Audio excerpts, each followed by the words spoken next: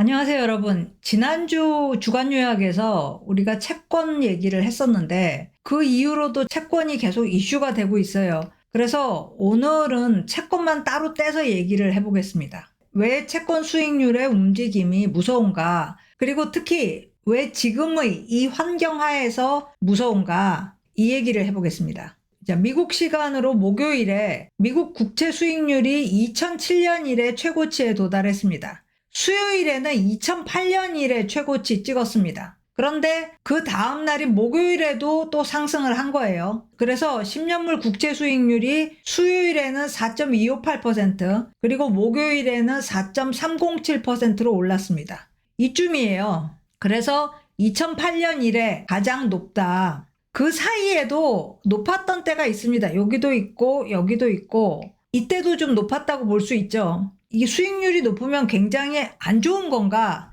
그렇지는 않습니다. 문제는 2008년에 국제 수익률이 이렇게 급등하고 곧바로 그해 9월에 리만 브라더스가 파산했다는 거죠. 그리고 파산의 주 원인도 채권의 과다 보유였습니다. 특히 부동산 채권을 많이 가지고 있었죠. 이렇게 최악의 선례가 있는데 이 며칠 사이에 또 채권 수익률이 급등하고 있다. 이런 얘기입니다. 불안한 거죠. 그렇다면 채권 수익률이 2008년 수준까지 올라갈 건가? 그건 알 수 없습니다. 그런데 현재 연준의 단기금리 수준 5.5%죠. 그것만 놓고 보면 채권금리도 오를 여력이 충분히 있다. 이런 해석도 가능합니다. 5%대를 뚫어도 문제가 없을 수 있고 반대로 최악의 시나리오가 현실화될 수도 있다. 이런 얘기죠.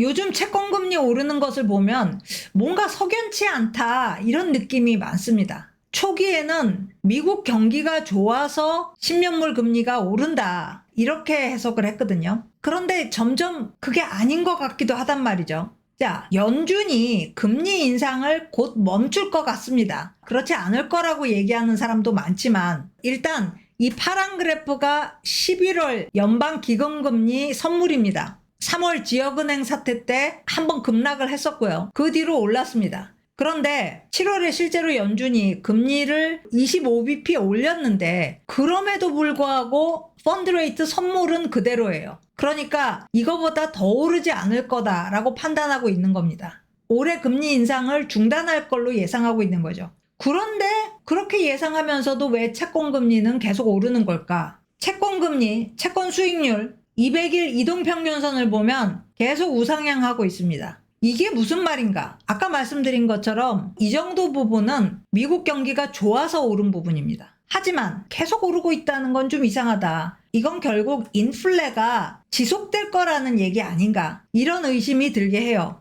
연준이 지금 1년 반 이상 얘기해온 2% 목표 인플레까지 내려오는 거는 어려울 것 같다는 얘기죠.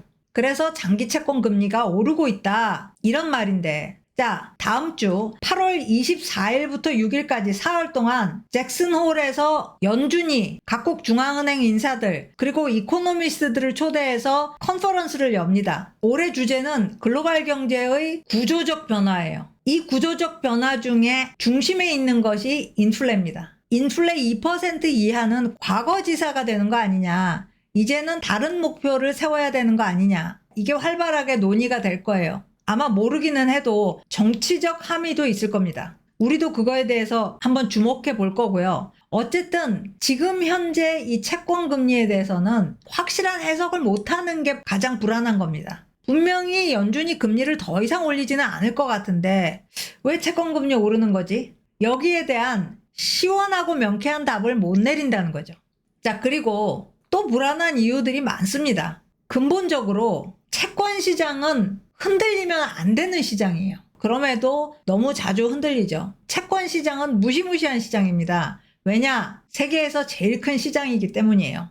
글로벌 채권 시장은 글로벌 주식 시장보다 훨씬 큽니다. 30% 이상 커요. 미국 채권 시장도 미국 주식 시장보다 큽니다. 이렇게 큰 시장에 대해서 해석을 못한다? 그 자체가 불안한 거죠. 채권 시장에 대해서 해석을 못하게 되면 주가는 하락할 수밖에 없습니다. 불안 때문에 그런 거죠. 그래서 지금 미국 주식시장이 우왕좌왕하고 있는 거고요. 특히 이 어마어마한 미국 채권 시장의 절반을 차지하는 게 미국 국채입니다. 이 국채에 대한 불안까지 지금 추가되어 있는 상태입니다.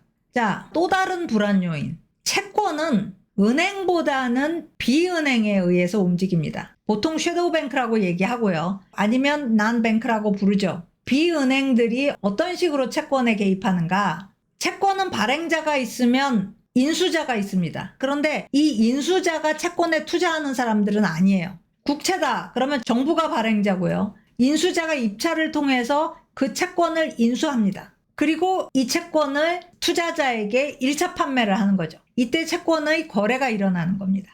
이때 인수자는 보통 국채인 경우 거대 투자은행이에요. 투자은행은 이름에는 은행이 들어가 있지만 비은행입니다. 은행이냐 비은행이냐를 구분하는 것은 예금을 받느냐 안 받느냐 요거 하나입니다. 투자은행은 예금을 안 받아요. 거대 투자은행이 1차 판매를 하고 나면 그 다음부터는 거래가 계속됩니다. 2차 거래, 3차 거래, N차 거래가 되는 거죠. 이걸 담당하는 것도 비은행입니다. 이 비은행은 자산 기준으로 은행보다 몸집이 더 큽니다. 21세기 초에는 비슷비슷했는데 10년 전부터 비은행이 팍 치고 올라가서 지금 그 갭이 점점 더 벌어지고 있어요. 몸집은 더 큰데 규제는 더 적습니다. 특히 글로벌 금융위기 이후 은행 규제가 굉장히 강화된 반면에 비은행은 주로 그 바깥쪽에 있었습니다. 만약에 채권 가격이 계속 하락하게 되면 비은행 쪽에서 문제가 발생할 수밖에 없어요. 이게 굉장히 겁나는 부분이죠. 규제 정도가 거대 은행과 비은행 중간쯤에 있는 지역은행도 이미 문제를 일으켰습니다. 채권 보유가 문제가 된 거고요. 그래서 채권 가격이 계속 하락한다. 다시 말해서 채권 수익률이 올라간다. 이게 불안감을 안 줄 수가 없는 거죠. 자, 그리고 지금의 채권 문제가 유동성하고도 연결이 되고 있습니다. 유동성 자체가 현재 제대로 규명이 안 되고 있어요. 규명된 거 하나는 사상 처음으로 M2가 마이너스로 갔다. 이겁니다. 시중 유동성이 작년에 비해서는 현저하게 줄었다는 겁니다. 그래프를 보면 알 수가 있죠. M2는 현금과 보통예금, 당좌예금 이런 겁니다. CD까지 포함을 해요. 그런데 이게 마이너스가 됐다라는 게 여기에 대한 해석도 분분해요. 이게 마이너스 됐다는 게 큰 문제가 아니다. 전년 동기 대비 마이너스가 됐다라는 건데 전년과 전전년에 유동성이 너무 많이 풀렸었다. 그래서 지금 이렇게 마이너스까지 내려갔지만 코로나 이전 수준보다 아직도 시중 통화량은 더 많다. 이건 팩트고요. 해석은 극명하게 두 가지로 나뉩니다. 그래서 문제가 전혀 안 된다라는 쪽하고 무슨 말이냐? 유동성이 이렇게 급하게 줄어드는 것은 당연히 문제를 일으킨다. 이 두 가지예요. 유동성의 부족은 문제를 야기시킵니다. 국가 안보의 문제다라는 말까지 있습니다. 그런데 지금 유동성이 부족한 건 아니다. M2가 줄었지만은 유동성은 풍부하다라고 보는 쪽과 줄었다는 것 자체가 문제가 된다. 주로 통화주의자들이 이렇게 얘기를 하는 거죠. 이 두 가지 주장이 대립하고 있습니다. 어쨌든 유동성 부족에 가장 큰 타격을 받는 것이 채권 시장이고 또 주식 시장이에요.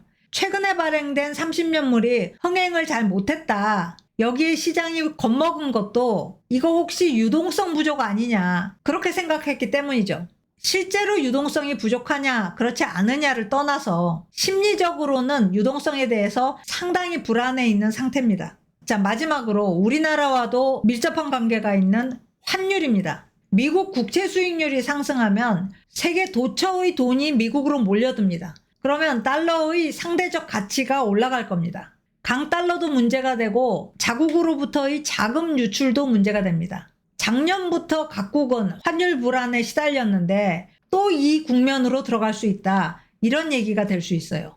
거기에 더해서 각국이 발행한 달러 표시 채권은 어떻게 할 것이냐. 지난 한 20년 동안 자국 통화가 아닌 달러나 유로 같은 다른 나라 통화로 발행한 채권이 많이 늘었습니다. 지금 20조 달러 이상 돼요. 만약에 강달러로 가면 이 채권의 원리금 상환 부담은 더 가중될 겁니다. 특히 개발도상국이 여기 많이 포함되어 있기 때문에 전 세계가 부채 소용돌이에 더 깊숙이 빠질 수 있습니다.